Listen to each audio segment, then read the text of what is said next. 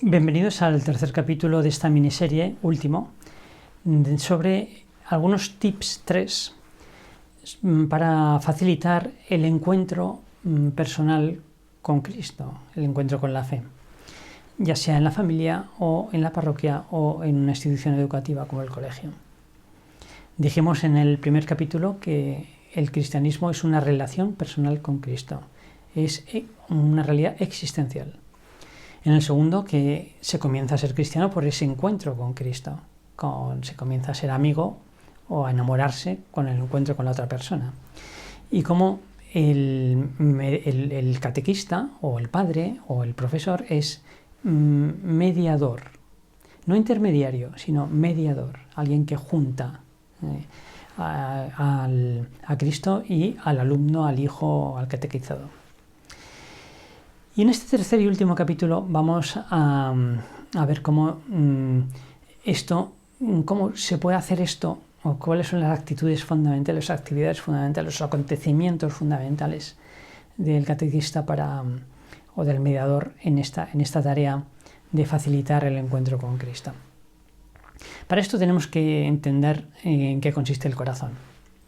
Si hacemos una disección de psicología experimental que no pretende en absoluto responder no es más que un esquema, no agota la realidad, que es muchísimo más rica, reconoceremos que dentro de cada persona se distingue un proceso tendencial, es decir, hay unas tendencias naturales, unas inclinaciones, cosas que nos gustan de fábrica, algo que arde como una hoguera dentro de nosotros. Nos gusta el placer, nos gusta la creatividad, nos gusta la amistad, nos gusta la actividad, nos gustan un montón de cosas que nos gustan de por sí, por nacimiento, de fábrica. Y que en la medida en que las tenemos satisfechas bien o mal, en esa medida experimentamos unos sentimientos psíquicos u otros, alegría, tristeza, miedo, angustia, ira, lo que sean. ¿Qué son los sentimientos? El modo de sentir las tendencias, cómo están satisfechas o no. Eso sería el proceso tendencial, es decir, constantemente nos están llegando a la razón y a la voluntad muchas pretensiones, muchas propuestas que vienen de aquí, de las tendencias y de los sentimientos. Estoy triste, o tengo hambre, o me apetece esto, me apetece levantarme de la cama o no me apetece. Pero esas propuestas son atendidas por la razón, que es la única facultad que tiene ojos, que puede decir conviene o no conviene, sí o no. Es como si en un piso viviesen varios hermanos y cada uno tuviese una pretensión distinta. Uno ver la televisión, otro estudiar, otro hacer deporte, otro quedarse hasta las tantas. Y hay uno de ellos, que es el más reflexivo, el que tiene sentido común y es prudente, que dice sí o no a cada uno. O sea, tiene un dominio no despótico, sino político, razonable, prudencial. Y con la ayuda de la voluntad, la fuerza de la voluntad, pues lleva a la práctica lo que conviene o no. ¿Qué criterio utiliza la razón para dar luz verde o roja a las pretensiones de las tendencias y de los sentimientos? Pues el fin último de su vida. ¿Qué es lo que realmente quiere en la vida? ¿Qué es lo que es valioso para él? Si se ha propuesto, por ejemplo, ganar el premio Nobel, probablemente diga no cuando le venga el cansancio de dejar de estudiar, diga no y siga estudiando. Si lo que quiere es ganar una olimpiada, cuando esté cansado y tenga ganas de dejarlo, vuelva a decir que no, o al revés, se levante todas las mañanas justamente para entrenarse. Y de ahí surge la acción. La acción es que la inteligencia que reconoce que esa pretensión corresponde al bien último, al fin último de su vida. La mayor parte de la gente no se ha propuesto el fin último de su vida y muchas veces ni siquiera es consciente de que lo tenga. Pero todos lo tenemos y si no lo hemos elegido, lo tenemos por osmosis, por asimilación del ambiente, pero todos tenemos. Los hechos de todos los días revelan cuál es nuestro fin último. La persona que tiene una familia pero apenas le dedica tiempo y más bien la esquiva y huye y vive fuera de casa todo lo que puede, realmente no es el fin último de su vida. O la persona que quiere ser un gran deportista profesional pero no entrena lo que debe, realmente no lo quiere. Hay una necesaria coherencia, no es que uno deba ser coherente, sino una necesaria coherencia entre los actos y el fin último. Según sea nuestro fin último, serán nuestros actos. O según son nuestros actos, es nuestro fin último. No lo que decimos, sino lo que realmente hacemos. Bien, y la repetición de actos genera hábitos, que es lo que se denominan las virtudes, que son como una naturaleza adquirida, un perfeccionamiento de la naturaleza dada, que son ese proceso tendencial y ese proceso electivo. Bueno, pues a esto se añade una nueva dimensión, que son lo que se puede denominar la afectividad espiritual. Es decir, que además de todo esto, que es un poquitito la explicación de cómo funcionamos por dentro, la maquinaria de la persona, también tenemos un tipo de sentimientos que no responden a lo que nos conviene o no nos conviene, a lo que va a favor nuestro o en contra de nosotros, sino que son sentimientos que responden a lo valioso en sí mismo. Cuando contemplamos un acto de caridad o a una persona buena y sentimos alegría, no porque nos beneficia a nosotros, sino porque aquello está bien, eso es un afecto intelectual o un afecto espiritual. O cuando contemplamos una obra de arte, o cuando al revés, contemplamos una injusticia que alguien padece y sentimos por dentro una protesta, aunque no nos perjudique a nosotros. Eso es un afecto espiritual. Es decir, que tenemos también, además de todo lo que he dicho antes, un órgano donde se junta lo sensible, es decir, el sentimiento, la atracción sensible y lo racional. Tenemos unos sentimientos, sensaciones racionales o unas ideas sensibles. Cuando vemos algo bello, cuando contemplamos una noche estrellada, cuando vemos una persona buena o vemos una acción injusta o al revés, heroica, aquello enseguida, inmediatamente, sin reflexión, sentimos que es bello o que es feo, que está bien o que está mal. Nos atrae o nos repele. Y el órgano de este tipo de sentimientos racionales se denomina corazón. Es como la intersección del cuerpo y del alma. Es el centro de la persona. Por eso se suele decir que una persona vale lo que vale su corazón.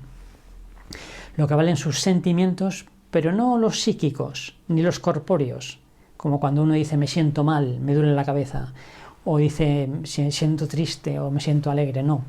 Sino cuando uno siente dolor de los pecados, o misericordia ante la muchedumbre, o ternura ante una persona enferma, o alegría ante el heroísmo y la bondad de alguien.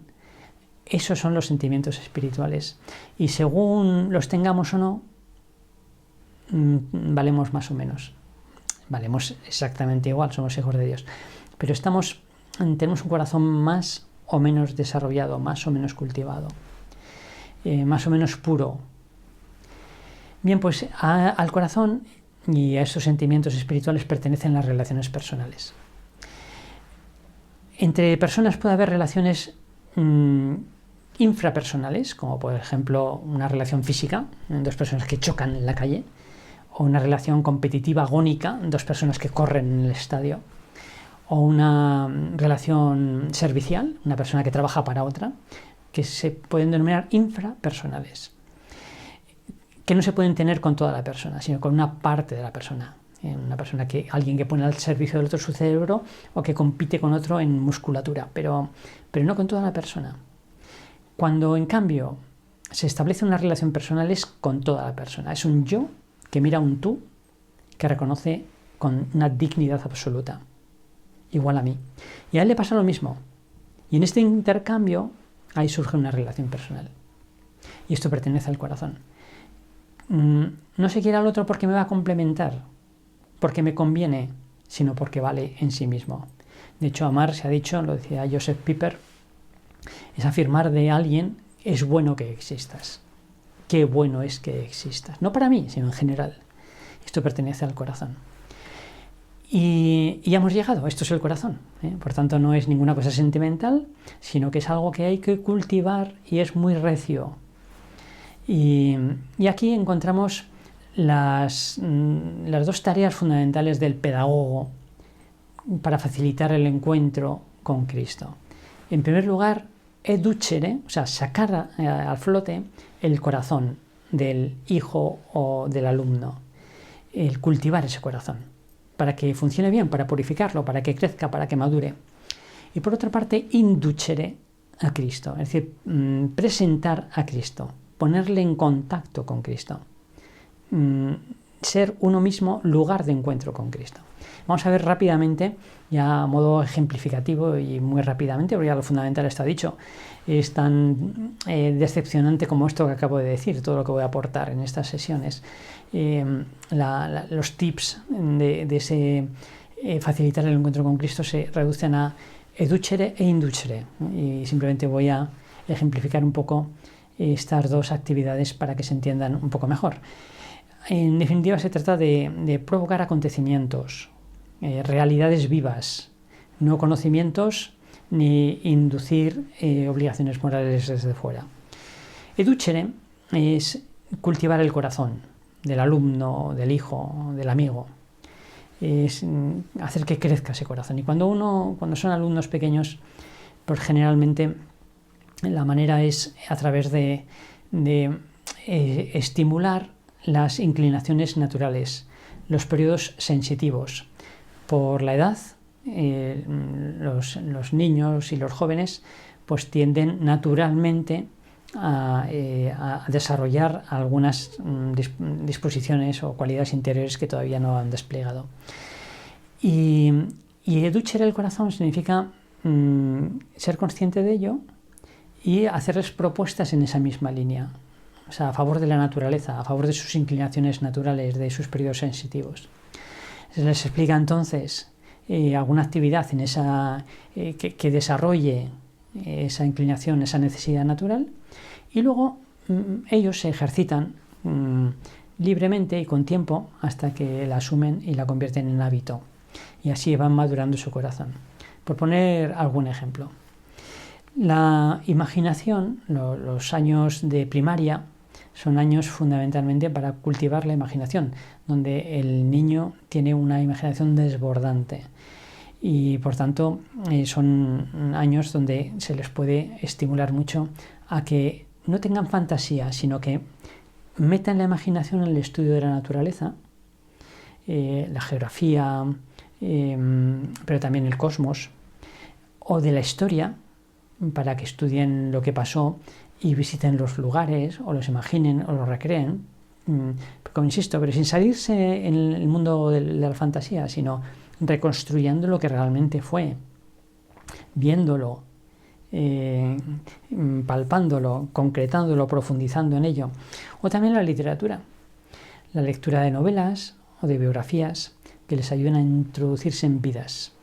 Cultivar la imaginación, insisto mucho, que es muy distinto de la fantasía. No es escapista, sino que es colorear la realidad, es palpar la realidad, hacerla concreta. O también, quizá en secundaria, cultivar, que ya es una etapa para nacer las relaciones sociales y las amistades, la actitud de escucha. Aprender a escuchar, que es una actividad muy difícil que requiere mucho aprendizaje durante años. Y así, por ejemplo, se puede transmitir a esos jóvenes, se les puede transmitir y aconsejar que se entrenen en mirar en silencio a otro que habla, mirarle a los ojos y prestar atención a lo que dice. Incluso, si son más pequeños, en esos ejercicios se le puede preguntar ¿qué es la última palabra que ha dicho? O si queremos todavía más difícil, ¿podrías resumir lo que ha dicho? Y si no son capaces de hacerlo, no pasa nada. Pero se vayan ejercitando en dar al otro interés y tiempo. Interés y tiempo, no precipitarse, no darlo por sabido, no dar consejos. No, interés y tiempo. Atención y tiempo. Quien consigue esto cultiva un corazón muy empático, muy observador, muy profundo. O también se puede ejercitar, quizá más adelante, incluso en los años del bachillerato, que son años pues, más idealistas, la compasión. La compasión para irles enseñando ya desde pequeños, pero quizá especialmente entonces, a acompañar, que es consolar, quitar la soledad, aprender la diferencia que existe entre sufrir solo y sufrir acompañado. Como la soledad es muchas veces el sufrimiento en sí mismo y desaparece con otro. O enseñar a ayudar materialmente en los estudios, en las cosas materiales o más personales o familiares. O a visitar enfermos. No se les puede solucionar el problema, pero se les transmite esperanza y cariño, se les da motivo para vivir. En fin, son 3 tipos de ejercicios que educen el corazón, que hacen que ese corazón sea más sano, sea más maduro, vibre más, esté en condiciones de entablar esos sentimientos racionales, esa afectividad intelectual que antes hablábamos. Y en segundo lugar, en la segunda tarea del educador es el inducere, que es presentar a Cristo, ser el ocasión de encuentro con Cristo. Y esto también se puede hacer de múltiples maneras, y voy a decir aquí 3 rapiditas. Y cada una de ellas además también enfocada a una etapa de la enseñanza, del colegial, escolar, ¿no?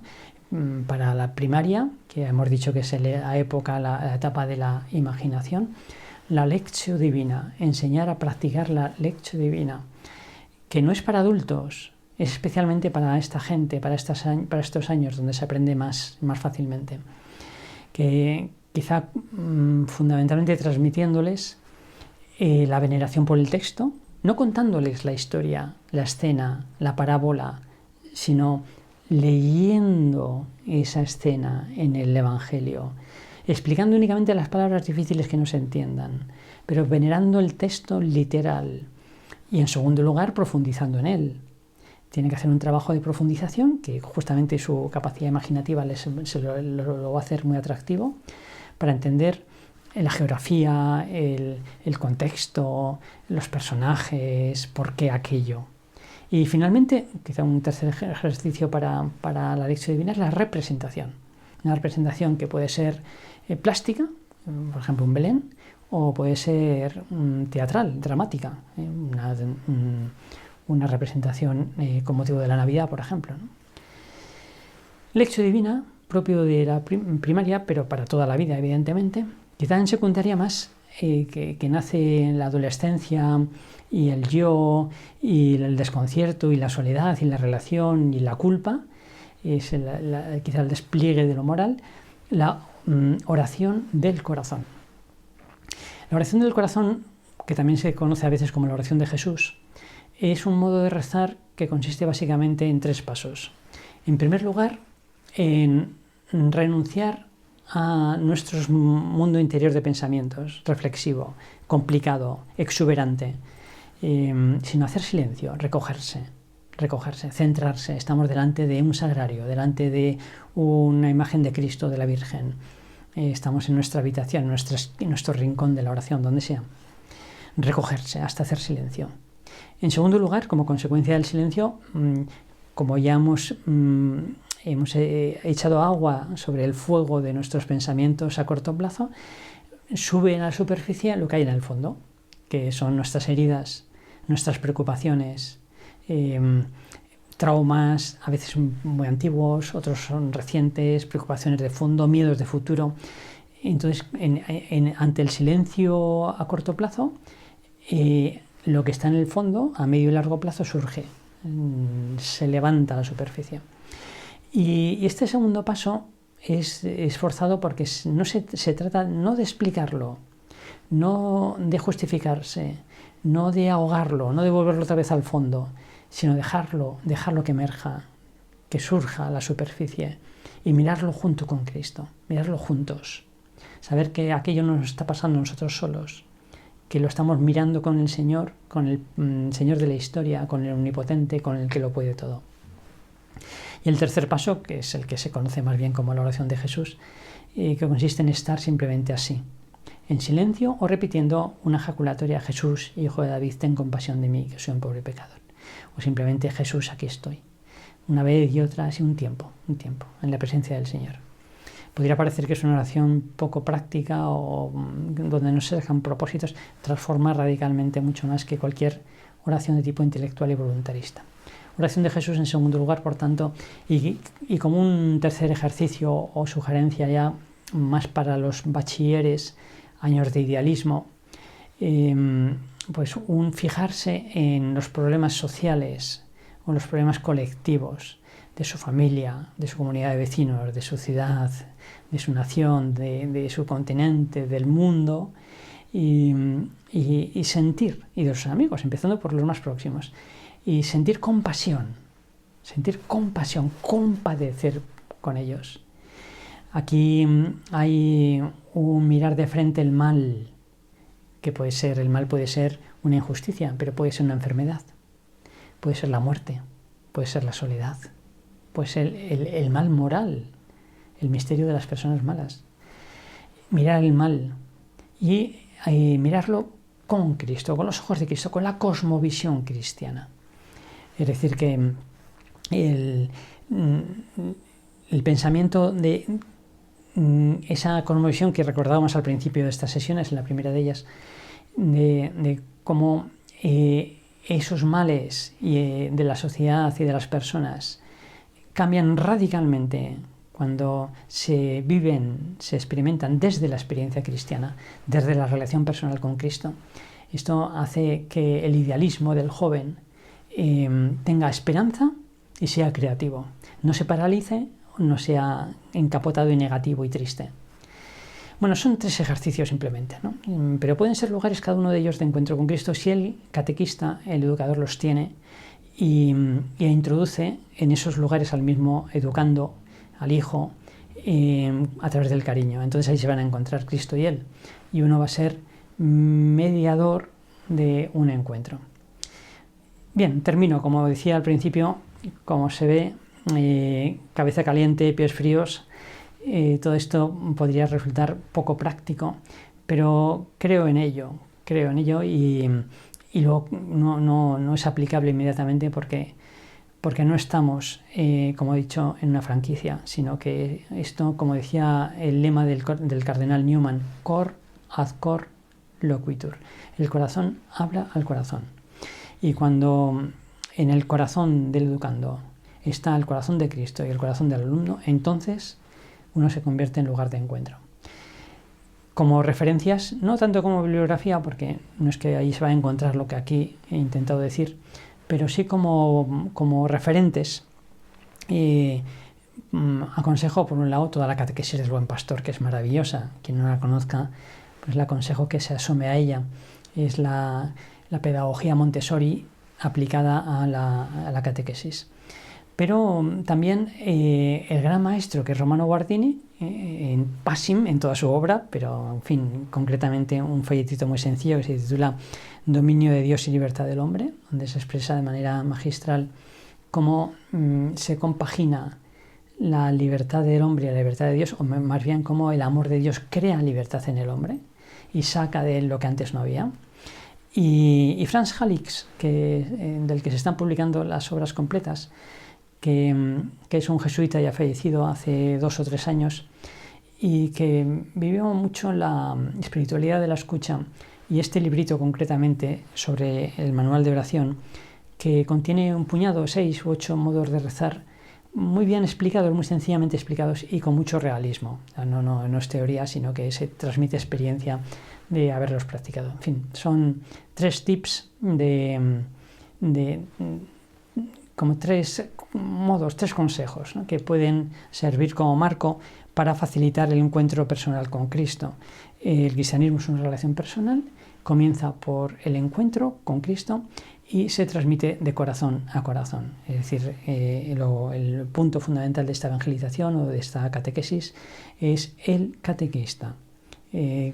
Será lugar de encuentro con Cristo si en su corazón están el alumno y Cristo.